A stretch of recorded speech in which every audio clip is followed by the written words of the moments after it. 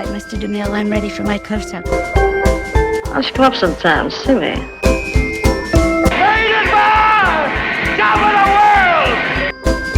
Fasten your seatbelts. It's going to be a bumpy night. The stuff that dreams are made of.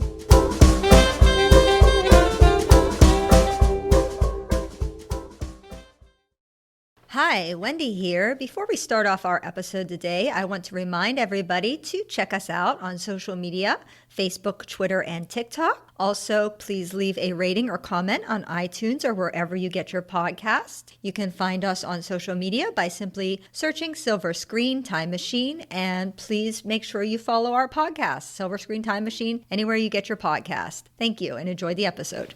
Hello, and welcome again to Silver Screen Time Machine, Wendy's Classic Film Review.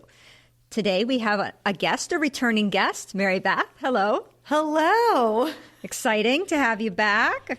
I don't know if you want to go over another quick overview about yourself. Well, I'm a longtime fan of classic film. Currently, my big things I'm working on are my band, which you got to see last that was year. Great. We're writing some new music currently, and I'm preparing for the Cleveland Marathon. Oh, awesome. Yeah, wow. I'll give you credit for those marathons. I mean, that's not something I'd want to do, but bless you for being able to do that. And also, you're a very excellent singer. I was very impressed with your singing. Oh, thank you. Yeah, That's so nice. Yeah. We are going to get in our time machine, and we are going back to 1942, and we are going to talk about...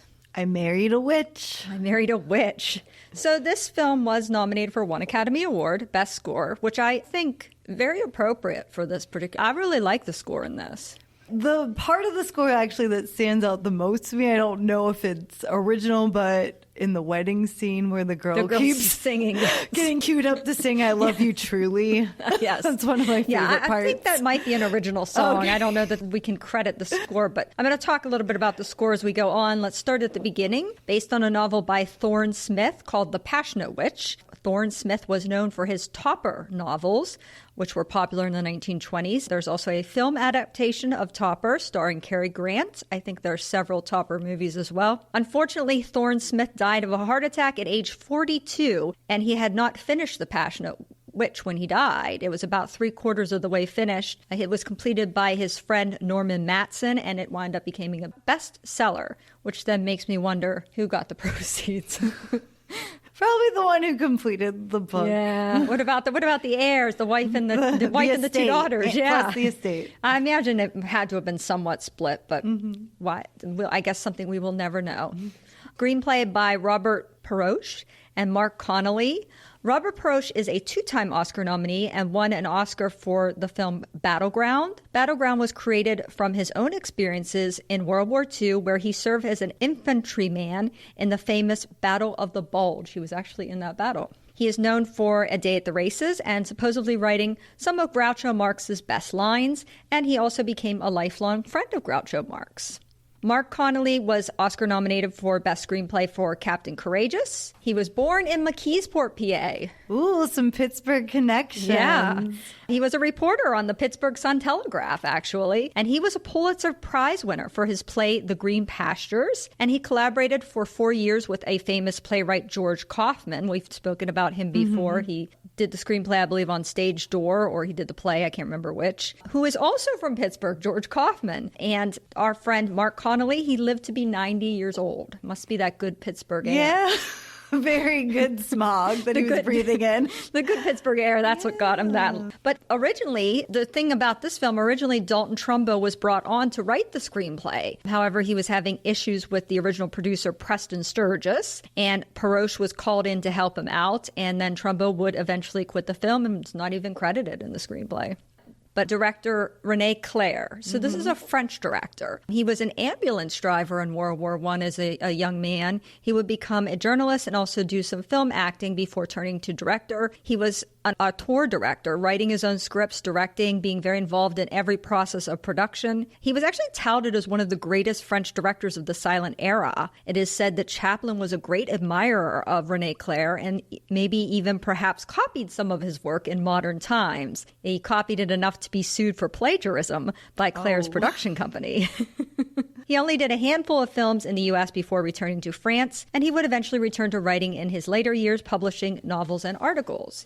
René Clair was also the producer on this film. The original producer was Preston Sturges, as we said, but there were creative differences between Preston Sturges and René, which caused Preston to lead the film and ask not to be credited. Drama. There's always drama. Yeah, especially in this particular one. Dalton Trumbo argues with Preston Sturges and he leaves, and then Preston Sturges argues with the director and he leaves. Nobody's happy in this production. I know that René Clair also had some hesitations about Veronica Lake being cast as well. She really had to prove herself, which she did. Yeah. And in his early French films, he was kind of very surrealist kind of filmmaker. So this is, to me, a huge departure from that. This is not surrealist at all. This is very cut and dry to me, almost cookie cutter 1940 type of film. A very simple film. Yeah. Cinematographer Ted Tetzlaff. Jeez. He was nominated for one Oscar, Talk of the Town. His father was a race car driver and a movie stuntman. He usually did car stunts. He served in World War II as a major in the Army. He was a favorite of Carole Lombard. He worked with her in 10 films. He worked over 100 films throughout his career. He's known for such films as Notorious, The More the Merrier, which is one of my all-time most beloved films, The More the Merrier, and My Man Godfrey. There's some screwball comedies in there. And he lived to be 91 years old. Another one. Yeah. I'm telling you, these people, every time we do these podcasts, it's like the crew members seem to live to be forever and the actors die really early. It's like, what were the crew members doing? Well, the actors, they get themselves in trouble. Our editor is Ida Warren. She started out as a secretary, then worked her way into editing. She was kind of a Paramount contract editor. She's known for His Kind of Woman and The Young Savages. Sadly, I don't have much else about her, although it's nice. Again, this is the second time in a row we've had a woman as an editor, so I love that. Yeah. Now, our most important guy, The Score by Roy Webb. Roy Webb is our Oscar nominee here. He is a 7-time Oscar nominee, but he has never won an Academy Award, sadly. Oh, yeah. The Diane Warren of that era. Didn't even get a darn honorary like most people do. If you get 7 Oscar nominations, you're usually guaranteed an honorary, but he didn't even get that, poor guy. He started out on Broadway and he would go to Hollywood in his mid-20s. He would meet Max Steiner and would become a collaborator and longtime friend. Max Steiner is a very famous score writer. He's known for such scores as Gone with the Wind.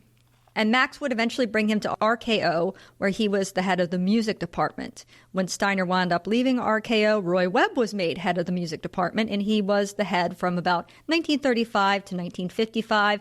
He is known for his sinister scores in horror and film noirs, which, if you really listen to the score, I can hear bits and pieces of that in this. And his famous films include Notorious again, Out of the Past, Marty, The Enchanted Cottage, and Cat People.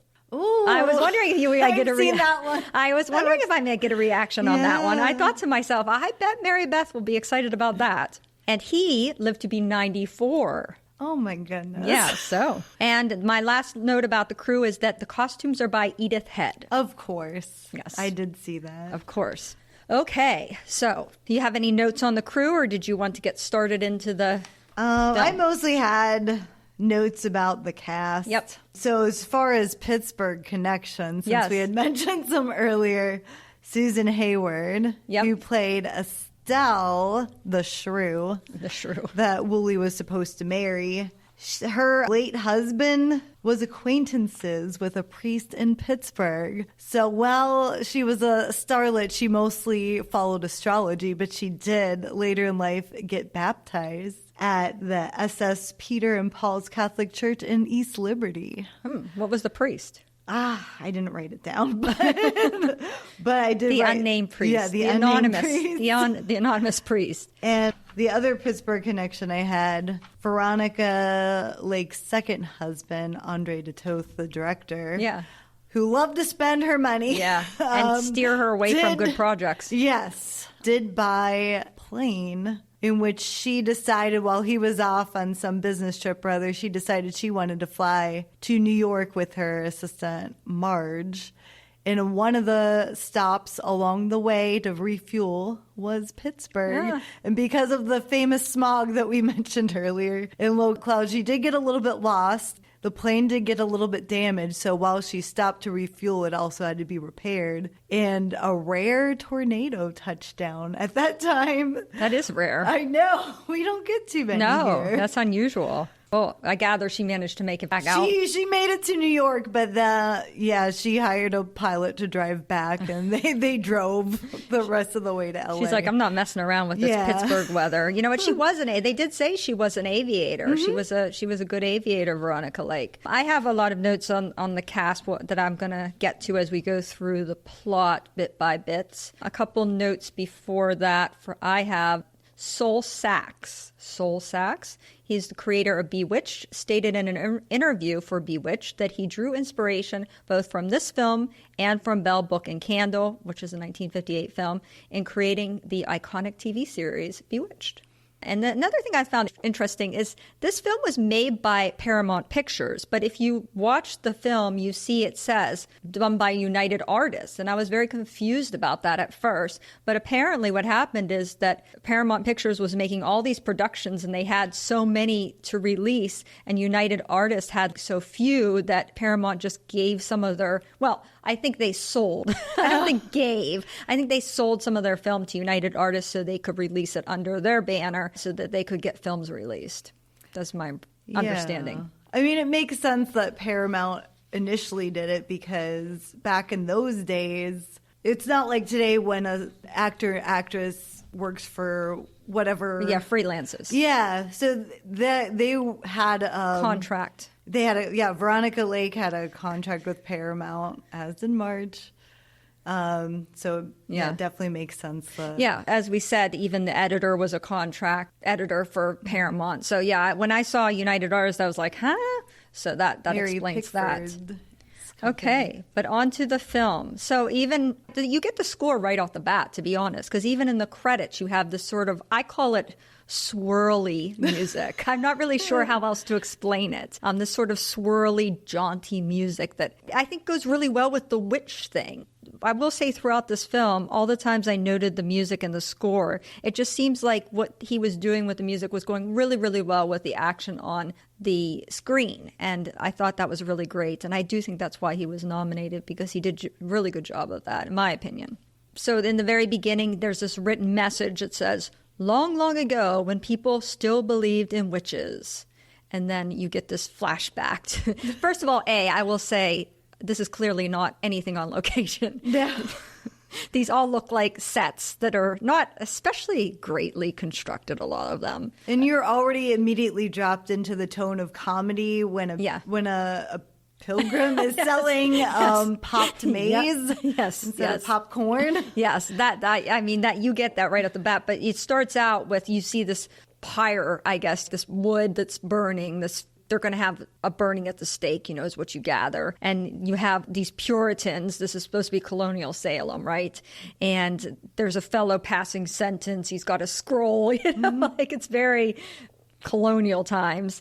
And then he says, well, there will be a short intermission. And that's when this vendor goes around and starts selling the popped maize, which I guess they called corn maize back then. So it makes sense. And then you see Fredric March in his sort of Puritan wig. He's almost unrecognizable in that wig. The one thing about Fredric March, and I'll talk about him for a second. Fredric March, a 5-time Oscar nominee. He won Best Actor twice for Dr. Jekyll and Mr. Hyde and for The Best Years of Our Lives, which we just saw recently. Yeah, I love that one. A great film. When he was in school, now I think this is interesting, because when he was in school, he would get involved in oratory competitions, and he was quite good. He'd actually go to different states and so forth and pursue these competitions, and he would also often medal or win. He was so good, there was a local article about him. And you can kind of see how You can get that from him. You can imagine him being a great orator. And then he served in the Army in World War I. He was begin his career as a banker, but after having an operation on his appendix, would begin looking for theater work. He was a superior stage actor and was an excellent mimicker, giving him the ability to change his persona to fit different characters. His breakout role was Dr. Jekyll and Mr. Hyde, but it came with a price. The makeup was so extreme that he was almost permanently disfigured, and he had to spend 3 weeks in the hospital afterwards to recover. Oh my goodness. That's not unlike the original Tin Man makeup. Was really dangerous. It's really it was really hazardous. Both those films are in the 30s, and they just schlup anything on them. They weren't thinking about how it absorbed into the skin. Exactly, or what it was made of. But he was graylisted for several years in film when he was accused of being a communist with the communist witch hunts. He is known for Inherit the Wind, 7 Days in May, and A Star is Born. The first A Star is Born. First of many. Is it the first? Yeah, the first. Is there not one before, too? I'm not sure. All I know is there's about 4 or 5. Yeah, it's not the one with Judy Garland. No. So it's the one prior to that. So when you say he disappears into characters so much you can sometimes not even recognize Fredric March. That's one of his great talents. So he's this Puritan guy, and he's telling this lady, this fellow's name is Jonathan Woolley. Yes. He was the one that ratted out these people, this witch and warlock, who we find out to be named Jennifer and her father Daniel. And apparently he's telling this lady, his mother, about how Jennifer came and cursed him and said that all of his descendants would marry the wrong woman. And then right off the bat, this lady comes over and it's going to be his wife or whatever. Prudence, I believe. Yeah. I was like, I couldn't remember her name. Purity or something Purity. like that. It is Purity or something. Yeah. And so she comes over and immediately she starts being kind of naggy with him. So you're getting the beginning. All these women are going to be these naggy type women. And it's clear, too, that he wasn't 100% innocent in the barn with I know. witch. It is the way he's talking. There's a little bit of a romantic entanglement there. Yeah, it's something like, oh, her blonde hair. And it does sound very suspicious.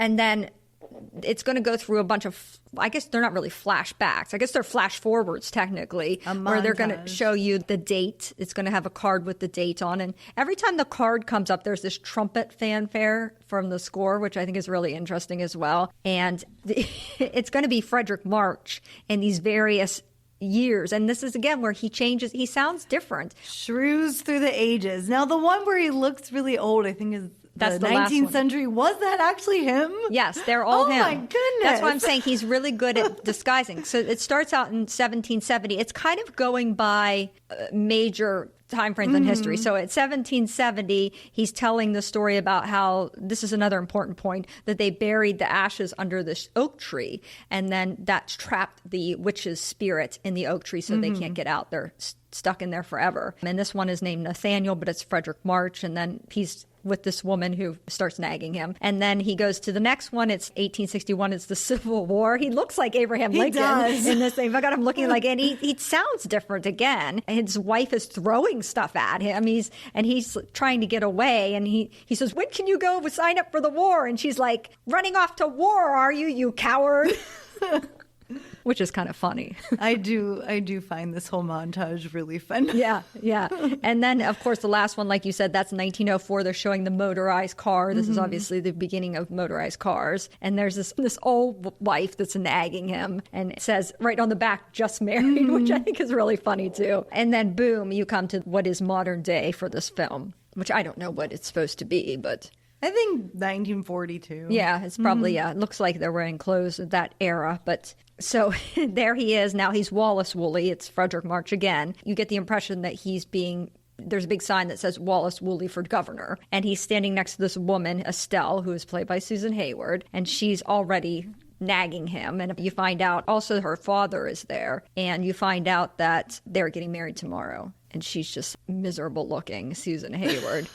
A little bit about Susan Hayward, besides your note about... She came to Pittsburgh once. The Pittsburgh note, yeah. So she is a 5-time Oscar nominee, and she did win one Best Actress Oscar for I Want to Live, which is a film I'm not familiar with. From what I understand, she played a lot out a lot of real life stories in her films. Oh, okay. Well, So would have probably been based on a true story. Yeah, it might have been. I think I did see something like that. Susan Hayward was hit by a car at age 7 and broke her hip to the point that doctors weren't sure if she would ever walk again. However, obviously she did, luckily. She started out as a model, but she came to Hollywood when they were casting for Scarlet with Gone with the Wind, along with many, many other hopefuls. And then she was in the film The Conqueror with John Wayne. I don't know if you've heard about this film. They were shooting this film somewhere on location. I believe it was in Utah, somewhere along those lines. And they were exposed to radioactive fallout from the atomic bomb testings in the area close to filming. And it is believed that many of the actors and the crew died of cancer as a result. Susan died of a brain tumor at age 57. And it said that out of 220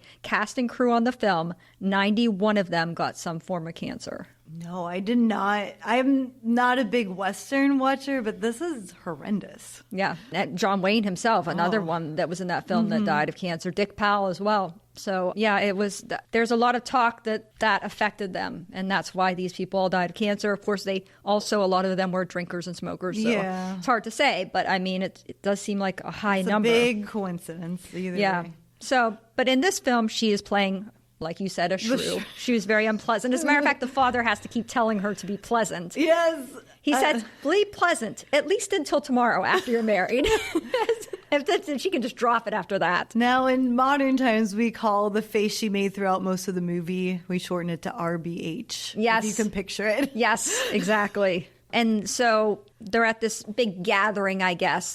Maybe it's the announcement of their engagement. I'm not exactly sure. It seems like it was some sort of campaign event. Yeah, it's something. Because he had to give a political speech at one point. And then you hear this, you see this thunder and lightning. Again, you get that whirly music. I think kind of symbolizes a lot of times that whirly music comes out when you're going to see Jennifer and Daniel. The lightning strikes the tree, and then you have these really cool effects of these like smoke billowing out, which I think for 1942, some of these effects are pretty impressive. And I'm not sure who do we credit for these effects, because I think there is a visual effects person on this film, Gordon Jennings, who was a Paramount special effects expert, and he won 7 Academy Awards for his special effects. So I'm guessing he's responsible for these, but there's a lot of great visual effects in this. Yeah, so when they come out of the tree, their souls were released because the tree was struck by lightning. And you see 2 pillows of smoke. Kind of discussing how much time the land around them has changed. It's been 270 years. Yeah. But it really does seem like 2 souls. Yeah.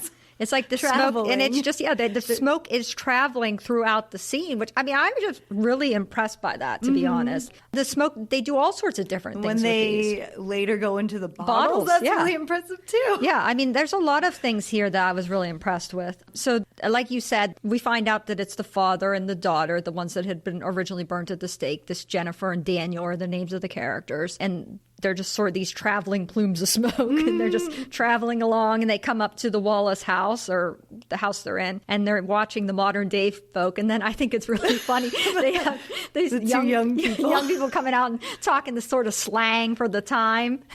And Jennifer is like, "What language is that, Father?" We'll learn it. Yeah, the big one that Sean and I always quote is, "Now you're cooking on the front burner." So then they do go into this is when they go into the bottles, which is, again, really cool. It's kind of almost makes me wonder about if that had some effect on the I Dream of Jeannie, how the smoke goes in and out of the bottle for her. If it inspired Bewitched, I wouldn't be surprised. Yeah. Those shows were out at the same time. Because the smoke just into the bottle, and then there's a little sort of whistly sound, whatever, with the music. Again, he always does a great job of putting a little bit of the music in that sounds really appropriate. And they're sitting there watching the people from their bottles, and now Wallace Woolley comes out, the descendant. They realize who he is, and they're like, "Oh, I want to follow him." And then coincidentally, the waiter comes out and picks up the bottles and takes them and puts them right next to Wallace Woolley on the bar, and he's talking to this fellow, Dudley, his friend. Dudley is played by Robert Benchley. This fellow's kind of an interesting guy. His father was a Union soldier in the Civil War. His brother was 13 years older than him, and he was killed in the Battle of San Juan Hill in the Spanish-American War. he got financial help from his brother's fiancée. She was a wealthy heiress, and she sort of doted on him after the brother's death. He would go to Harvard, and he would write on their publications, and he would also be involved in acting at Harvard. He would also then work on several newspapers as a humorist, including Vanity Fair and The New Yorker. They say his work is very influential to many modern humorists. And he would come to Hollywood originally as a screenwriter, but was found to have comic acting abilities and would be given roles in film. Sadly, he became an alcoholic and would die at age 56 of cirrhosis of the liver. This is going to be a common theme. Yes, it unfortunately is. Yeah, common theme in this particular one.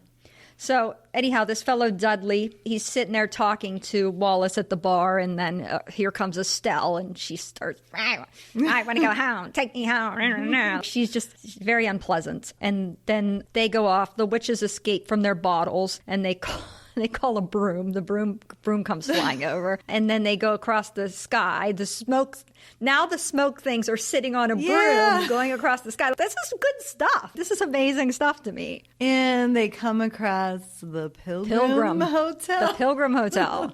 Apparently, I guess the idea is that they can't resume a human form unless they burn something down. Well, if they died by fire, I guess they have to be reborn by fire is how I interpreted it. So they need to create a fire and have somebody die, and then they can take their body. I think the fire just created the human form. I don't think anyone had to pass away, thank goodness. Well, and when the father does it, though, there was a dead man. And then he took the body. So I don't know. But anyhow, so they decide to light the hotel on fire, which they do, which again, another pretty good special effects, having this hotel lit on fire. And as Wallace is driving Estelle home, they come across the hotel being on fire, and he jumps out. He's like, oh, we have to stop. And she's like, oh, just tell them who you are and get us through. And it's just like, ugh, whatever, Estelle. And then instead he runs up, and because he's potentially a candidate for governor, I guess they let him go past the fire line. He's allowed to go right up to the burning building. Well, he's talking to the owner, and that's a little comedic moment because the owner is just enjoying, and he's like, laughing. Oh, it's fully insured. I love a good flame. He's like, oh, well, first the top floor will fall down, and then into the third floor, and then the second floor, and then the first floor. And he's all excited to rebuild. And Wallace is like, yeah, what's funny about that? It's like, why are you laughing? But yeah, he's excited because, oh, it's fully insured. I can rebuild. And then Wallace is like, wait, I hear some woman's voice. And the owner's like, no one hears it. There's nobody. Nobody hears it but Wallace, but he's certain. And so he goes rushing into the building. No firemen stop him. They're just like, oh, okay, go right ahead. Run into the burning building, no problem. And then you can hear Jennifer's voice luring him, and there's all this smoke. And there's sort of a suspenseful sounding theme here when he's walking through the smoke. I can almost see this in a horror film. I can imagine this kind of score. It reminds me of a kind of score you would have, like when somebody's coming sneaking to something. Around. Yes, exactly. And so he goes through the fog. He manages to find Jennifer, and she's very nonchalant about being in the fire. He's all worried and scared. He's like, "Oh, we're in a fire. We need to get out." Blah blah blah. She's more concerned with, "Am I pretty?" Yes, she's asking him all these absurd questions, and he's like, "I don't know. I don't care. Let's get out of here." And she's like, "I don't have any clothes on," and then all this stuff. And then he winds up picking her up to carrying her somewhere. Now, did you read the thing about how the little prank? Yeah, Veronica Lake and Fredric March did not get along. Yeah, they did not get along. She said he kind of treated her like dirt. So her prank, she had the cameraman rig her up with 40 pounds of extra weight when he had to carry her, and she just was like, big boned. Yeah, was her explanation too. Yeah, and she had to be carried several times in this film. Yes, like there were numerous times he has to pick her up and carry her. At least 3 that I can think of. Yeah, and speaking of Veronica Lake, I know she and Fredric March didn't get along, but not a lot of people got along with Veronica Lake, to be honest. She was hard to get along with. She was born Constance Frances Marie Okelman. And thank goodness they switched that name. Her father died in an explosion on a ship when she was 12 years old. She was diagnosed as a paranoid schizophrenic as a young person, and her mother and stepfather thought that acting would help her. Her role in I Wanted Wings started her to stardom. And in one scene, she was playing a drunken person. Her hair kind of fell over her eye, and that started the peekaboo hairstyle craze. And she was very popular. People were copying the hairstyle, and she was very popular in the early 1940s. But she did have a lot of trouble with co-stars, many refusing to work with her again, including Joel McCrea, who was supposed to be the lead in this film. And he said, I will not, absolutely will not work with Veronica Lake under any circumstance. Ironically, he did wind up working with her later in his career, but that's why Fredric March was given the role. But in addition, women wearing her hairstyle while working during World War II were getting injured because their hair was getting caught in the machines, and she was asked to change her hairstyle to stop that from happening, and that wound up causing a decline in her career, and she would also become an alcoholic and die at the age of 50. Yeah, so that was actually when I told my father that I was coming on this podcast to do this movie. That was the number one thing he said was she had to cut her hair because women working in the factories that kept getting caught in the machines, and she was never a big star after that. She did still have several roles after that. I would say her career really declined when she left Hollywood altogether. But in her own autobiography, she tells a story about her peekaboo hair doing a little differently. She did several small extra roles before she hit it big in I Wanted Wings, one of them in 40 Little Mothers, and that's when she said her hair got in her eye, and she was just annoyed with it, like, oh no, I'm ruining the shot. But Busby Berkeley, who everyone loved, was like, oh, I love this hair, and that's what she said, how the craze started. Let's take her word over mine. I mean, she is the person. I would say if you have $3 in a Kindle, get her autobiography. It's one of the most honest autobiographies I've ever read, because I feel a lot of celebrities want to make themselves look good, but she was very honest about her troubles and her drinking too. Well, she didn't have a very high opinion of herself at all, because she didn't think she was a good actress. She didn't think she was pretty. And unfortunately, later, after she didn't really have much of a career anymore, she was found working as a bartender or a waitress in a restaurant in New York. It was kind of sad. And then when this was found out, a lot of her fans tried to send her money, and she wouldn't accept it because she was too proud. Yeah, that was the Martha Washington Hotel, which was not a very nice hotel. She lived there as well, so it was... Yeah, it's kind of a sad... She was in need of the work at that time. My guess is that a lot of the problems with her, even like her conflict with the co-stars and her issues throughout, were probably caused by her mental illness. And apparently she had a mother that was a real... Yeah, her mother sued her at one point because she stopped giving her money, but that was because Andre was spending all of it. Yeah, and her mother, from what I understand, was kind of pushing her into becoming a star. She was one of these stage mothers and very domineering, apparently. So, yeah, it's a shame. So he's carrying her. He takes her into this room. Again, this is such an obvious set, and it's really not even remotely realistic, unfortunately, especially when the stuff collapses. It literally looks like just a bunch of it doesn't. Yeah, it does not look realistic at all. Yeah, I'm sorry. But in this room, she finds a new coat and she puts it on, and she's trying to look at herself in the mirror. And poor Fredric March, Wallace, thinks that they're trapped in this room, but he's not as panicking as I would be if I thought I was trapped in a room and I was going to die. He's like, oh, we're going to die. Okay.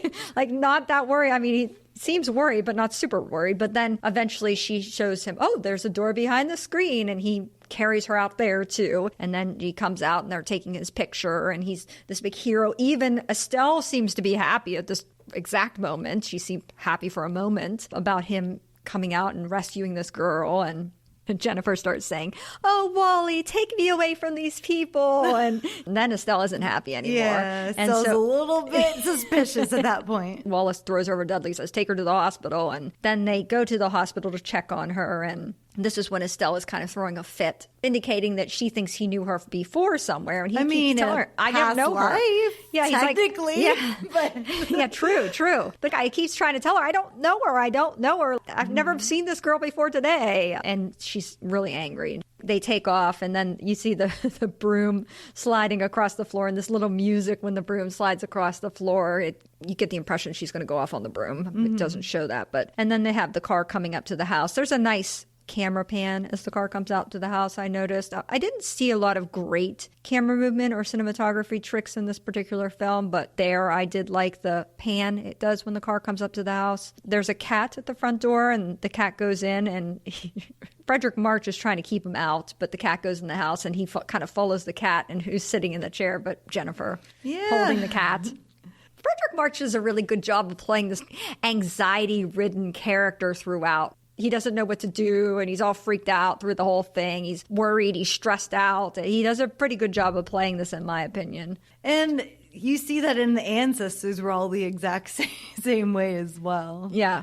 And so he's trying to get her away because obviously he's getting married tomorrow. He can't have a woman in his house. I mean, that doesn't look very good. And she sees the picture of Jonathan. Is it Jonathan? Well, I can't remember which ancestor we're dealing with. Yeah, Jonathan. And she's like, oh, he would have given me a warmer reception. Yeah, and that was kind of another clue that maybe something went on there. So he just grabbed her arm and pulls her out of the door, and she says, goodbye, Jonathan. And boom, the picture falls on the floor.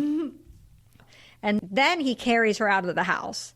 Again, he's carrying her in. There's a policeman standing there as he's carrying this girl out of his house. And he's like, what's going on here? And he's throwing her in this cab. He apparently has his cab on hire. It just always seems to be outside of his house. He knows the cab's driver's name, too. So he's always, Joe or whatever his name is. And the cab just shows up. She asks, what should I do with the coat? And he says, well, when you're done with it, send it to the police or give it to the police. And then the cab turns the corner and you see the policeman still standing there and you see this coat come flying out at him. It's really funny. And then Wallace comes around the corner and he sees the policeman with the coat and he's like, that didn't belong to her. And he's like, well, I hope it's warm in that cab. I thought that was funny. And then the cabbie, Joe or whatever his name is, goes to ask her where she wants to go, and he realizes she's not there. Vanished. So Wallace is at home. He thinks everything's fine. He puts his little picture back up, and the doorbell rings. The picture drops back down, and then again you get the like kind of a boom with the music when the picture drops down. Again, it works really nicely with the stuff that's going on the screen. And who's at the door but Dudley? Dudley's at the door checking on him, and Wallace actually confides in him and says, hey, that girl was here and blah, blah, blah, blah, blah. And he was like, she was in the hospital, not a scratch on her. Amazing. She's amazingly recovered, and now she was here. And then they begin to think that she was planted by the political opponents to cause a scandal to get him to not be elected governor. And they're convinced that this is what's happened. And he tells Dudley, I got rid of her and I'm going up to bed. And he goes up to bed and... Who's sitting in his bed? Jennifer. With his PJs. With his pajamas, yeah. And then he starts to accuse her about being sent by the opponents. And they're having this talk at cross purposes where he's talking about one thing and she's talking about completely something else. But he thinks she's talking about the same thing as he is. But she's talking about... She's talking about the her curse, father. basically. Yeah. She's talking about her father. He says, oh, your father's just specifically out to get me. And she's like, yes, but not the same. He's thinking politically, but yeah. And then at one point he says, well, you're very young. And she says, I'm older than you think. I'm older than you guess. 290 years old? 270. 70 or 90? 270 years has passed, but she was 20. Okay, so 290. Yeah. Okay.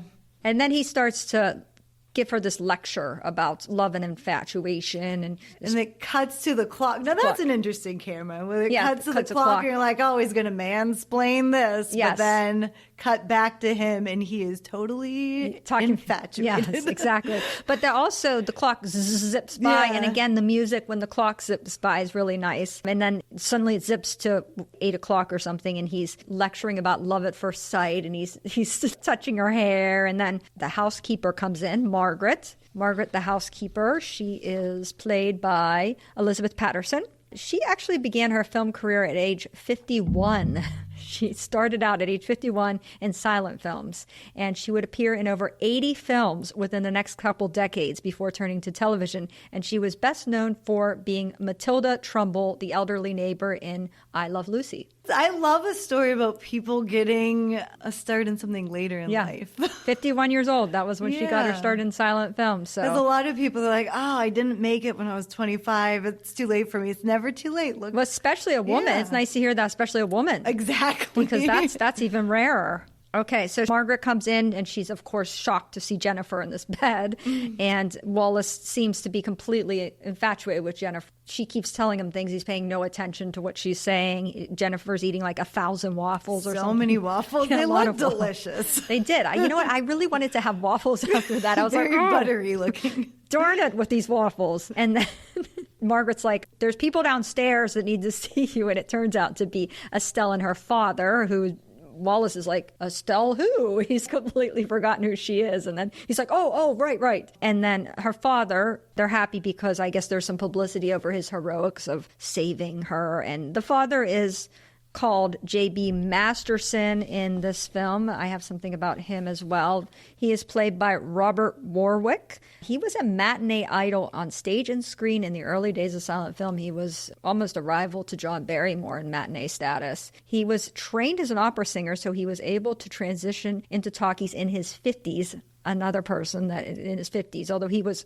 a longtime screen and stage actor before that. And he was a favorite of Preston Sturges, may have been brought over originally by Preston Sturges and just kept on. But he plays the father, J.B. Masterson. And another funny thing that happens here is that Jennifer keeps knocking people over by slamming doors on them and knocking them down.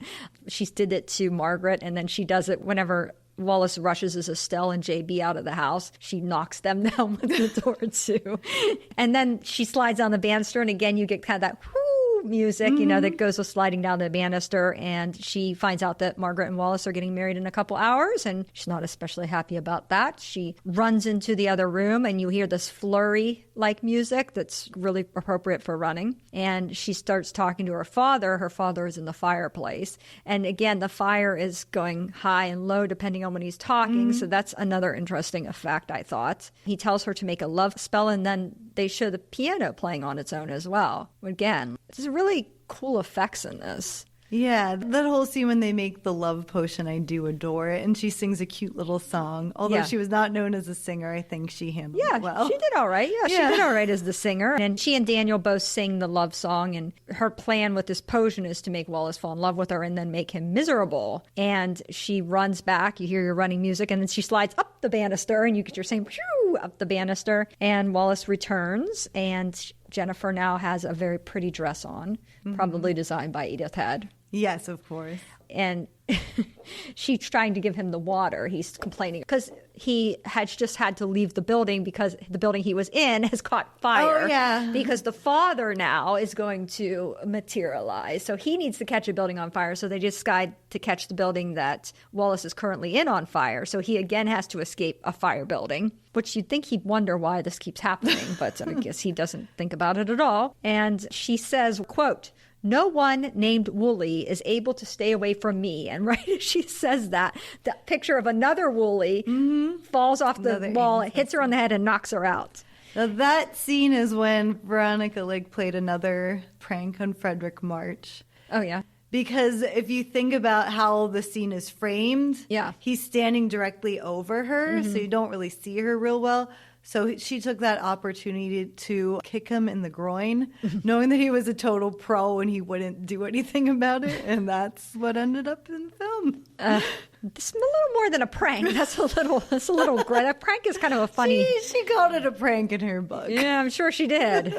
But you know what? I can't give Fredric March any major passes, though, because Fredric March wasn't a great co-star either, because he was known to be a sexual harasser and a groper of his co-stars. So he's not much better, to be honest. Okay, so she's knocked out by this photo, and he's trying to revive her, so he gives her the water, which contains the potion. He gives her the water, and then when she wakes up, she's almost has these starry-eyed look on her face, and you actually get a little romantic love music here. And then Dudley is up there. Suddenly Dudley comes up, and he's trying to help, and she realizes that she's drank the potion instead of him, and she starts freaking out, of course. She doesn't know what to do, and they wind up leaving. And then this is when the hearse pulls up in front of the house, and it's filled with smoke, this hearse. And they're like, "Hey, why is this hearse filled with smoke?" And they run in the back, and they're like, "Hey, where's the dead guy that was in the hearse? He's gone." And then the next thing you know, there's the father in the sheet. He's standing there with Jennifer. The father, Daniel, he is played by Cecil Kellaway. He was nominated for 2 Oscars. He's originally from South Africa, but he would begin his acting career in Australia before going to the U.S. He is a cousin of actor Edmund Gwenn, best known for Miracle on 31st Street. He played the Santa. Oh, yeah. That was actually a role that was offered to Cecil before him, and he turned it down because he didn't think Americans would like that kind of film. Whoops. He is known, however, for Harvey, Guess Who's Coming to Dinner, and The Postman Always Rings Twice. I've seen 2 of the 3 of those, not the Postman one. No, he plays the priest in Guess Who's Coming to Dinner. That's one of my mom's favorite movies. Oh, is it? Yeah. Oh, we should have done that movie instead. Interview my mom. Yeah. Next time, perhaps. Okay, so the father appears in the sheet, and Jennifer tells him she drank the potion. He said, "You let me handle it. I'll take care of it, and we're going to go to the wedding." Yeah. So here we're at the wedding. This lady, this poor lady's trying to sing this song, this very operatic song. And you can probably sing it better than me. It's something. Wanted. I love you truly, yes. Truly, dear. Yes. That's what it sounds like. That is exactly what it sounds like. That is perfectly what it sounds like. It's always the same.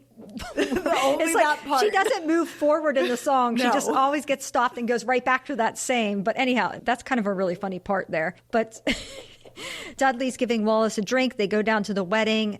Estella's at the end of the aisle. The father has to tell her to smile. She's complaining still. And so they're coming up the aisle, and then all of a sudden, you see Daniel and Jennifer at the door, and there's this humongous windstorm. And again, the music for the windstorm is really great. It sounds windstormy like music. And they're delaying, trying to get things back in order. They think that a hurricane has suddenly occurred. And then the poor lady starts singing again.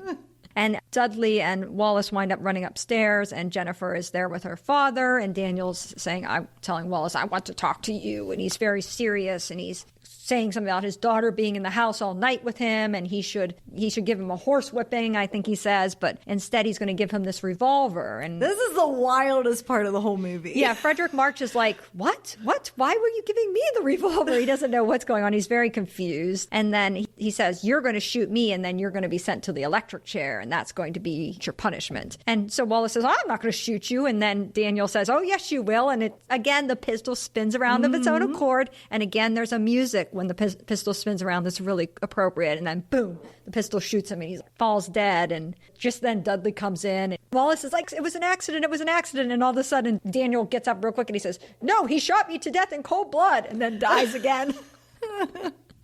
And then you can see the little smoke plumes coming out of the body. And Dudley says, "Oh, yeah, he's dead." And Jennifer, she doesn't care. Because she knows that the body was only temporary. And anyway, she's like, smoke. She's like, "Oh, it's no big deal." And he's like, "How can you not care? It's your own father." And she said, "Oh, that's not my father. That's just a body he picked up."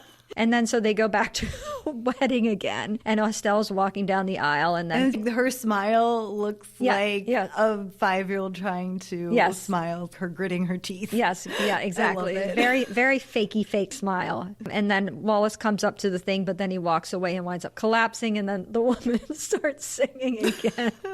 In the meantime, Jennifer's upset with her father. She's yelling at him, and he's gone into this bottle of liquor. His little smoke has gone into this bottle of liquor, and she winds up shooting the bottle, and that makes everybody run upstairs, Wallace and Dudley, and then Estelle starts throwing a fit because he keeps running off, and the father winds up going back in the body, which is a great surprise again when Wallace and Dudley come up. And the father is drunk because he spent all this time in the bottle, and he falls off the balcony. Cecil Kellaway, he does a great job of playing a drunk. He did a really convincing job of that, in my opinion. I would say top 5 drunk performances. Yeah, he was really good. He just looked very drunk. It looked very convincing. And he gets taken by the police. And Jennifer tells Wallace that she loves him. And he says, "Well, I got to go get married." So they go halfway down the stairs, and Jennifer starts screaming. And Dudley has to go back up. And Estelle, she runs down the aisle because she wants to get married. How many times she's tried to go down the aisle now to get married, but then Wallace runs up to see. He's like, "Dudley has the ring. I have to go up." And he runs upstairs, and the lady starts singing again. And then Jennifer's lying there in the thing. They think she shot herself or killed herself, and she kisses them. And as she's kissing him, Estelle's like, "I've had enough of this. What's going on?" And she dashes up the stairs, and she finds them kissing. And poor Wallace tries to explain, but as soon as he starts explaining, he realizes, not gonna, there's no point even attempting this. And then the father starts yelling and says, I'm gonna expose you to the papers. And then the woman starts singing this line again. And he's like, shut up. It's really fun. It is a very funny scene. It is. It's probably my favorite in the whole movie. Is it actually? the wedding scene? It's just the wildest part. Yeah, it is. It's very chaotic. I do like the way the woman keeps singing. It's funny. And so the next day, the papers show a scandal headline about Wallace. Daniel's in jail. He's freaking out. He wants to get vengeance on Jennifer and Wallace. And in the meantime, they're driving out of state, but they're driving in this fog. And Jennifer has on this cloak, this black cloak that makes her look very much like a witch. Yeah. Yeah. Oh, and it's important to note that when Daniel is drunk, he forgets all the spells, which is why he's stuck in the jail cell and he can't get in. Remember how to that's disappear true. the bars. Yeah, he was trying to melt the bars. He can't do anything. Yeah, that's true. I forgot to mention that. And all of a sudden, they're driving along. All of a sudden, the fog dissipates and they're at a house. And he's like, well, let's stay here. And they're like, well, do you have 2 rooms? And they're like, no, we only have 1 room. And he's like, well, is there a justice of peace where we can get married? And they're like, yeah, it's right here. Convenient. Yes, very convenient. So they wind up getting married. But then Jennifer gets worried because the lady there says, I hope that all your boys are like Wallace and all the girls are like you. And immediately you see her get concerned. And she wants to confess about being a witch. She wants to tell Wallace. She does tell him, and he just is like, oh, okay. Yeah, haha, good one, honey. And he doesn't believe her. He's like, yeah, you cast a spell on me with your love. Yeah, exactly. He's totally not convinced about this. But the next day he goes to see Daniel, who's still in the jail. And he's like, hey, she's saying she's a witch. And Daniel's like, yeah. And then Wallace is like, oh, so she does this all the time. And he still doesn't believe it. But then she had told him that she was going to get everybody to vote for him in the election. Which is quite the task because of the scandal. Yes. It looked like he was going to lose big time. He was talking about tar and feathers. That's how bad it was. But all of a sudden, as they're in the jail, all this smoke comes in and people start chanting, we want Wooly. We want Wooly. Yeah. And then they show this band and they have JB, the father of Estelle, making this horrible speech about Wooly, about all these things are wrong with him. And then the smoke comes by and he says, and I want everybody to know that I'm voting for Wallace Wooly. And the guys are like, what? Wait, you said Wallace Wooly. He's like, oh, that's not what I meant. I meant vote for Wooly. And then everybody's chanting. And then there was a footage of the crowd. Did you see that crowd? Well, that had to have been some sort of stock footage. I would imagine that town isn't that big. Yeah, that looked like a literal political rally or something, like a big political convention. And I thought, oh, that has to be something that they pulled out of stock. Yeah, a newsreel or something. And there was another thing where they showed the ballots and the X's sliding down to his name. Which another really cool. That was really fun. Yeah, another really cool you hear the little effect. whistle. Yep, exactly. Again with the sound. And there's the radio updates they're getting about it. Dudley and Wallace are listening to the radio updates, and they're like, Wooly has 2 million such and such votes, and Bensinger, none. And Wooly's like, he didn't even vote for himself. And then that's when they realize that Jennifer is a witch. And she comes into the room while they're sitting there, and Fredric March does this great scream when she comes in there. Like, ah! I really liked it. And then now suddenly they're afraid of her because they realize she is a witch. And Dudley's like, I'm going to leave. He says, as he's leaving, Wallace says, like, can I give you a ride? He says, no, thanks. I'll just call a broom. Oh, I mean a taxi. I thought that was really funny. So then Daniel appears and he turns her into a mortal. He says he's going to take her because she told Wallace she was a witch. That's not allowed. And he's going to put her back in the tree and she's going to have to live there for forever or however long, I don't know. And she said, no, I can fight you. I'm still a witch. And he casts a spell and she loses all of her powers and she can't do anything. So he tells her, I'm taking you back to the tree at midnight to put your spirit back in there as a punishment. And she says, well, can I say goodbye to Wallace? He says, yeah, sure, but you're going back in the tree, whatever. And so she tells Wallace, we got to get out of here. We got to get into the cab. And they get into the cab that's always waiting, Joe or whoever it is. But as they're driving along, all of a sudden you realize it's not Joe, the cab driver, driving. It's Daniel. And now the cab is flying, literally. It goes up in the air and it's flying through the air. Yeah, again, it's some really good amazing stuff. special effect. I love this scene where I think Jennifer asks Wooly what time it is. He looks over and it's a clock tower. The clock tower, yeah. Not far from like a Big Ben. He's like, oh, it's 1:45. Then he realizes, he does like, a what? double take and realizes they're in the air. Yeah. So anyhow, I don't want to talk much more about this because this is almost the end and I don't want to ruin the end. But it's a lovely, funny film, I guess you could say. What do you think? What are your thoughts? So it's actually one that I've only seen twice. Same. Sean and I watched it during slightly pandemic times in 2021. That was my first viewing. And it's just one of those lighthearted romps you can throw in and put yourself in a good mood. One thing that Sean learned when we were watching it the first time around was Veronica Lake's famous hair was the inspiration for Miss Jessica Rabbit. One of the inspirations, Yes. they say, yeah. Definitely a movie that scared me to death as a kid.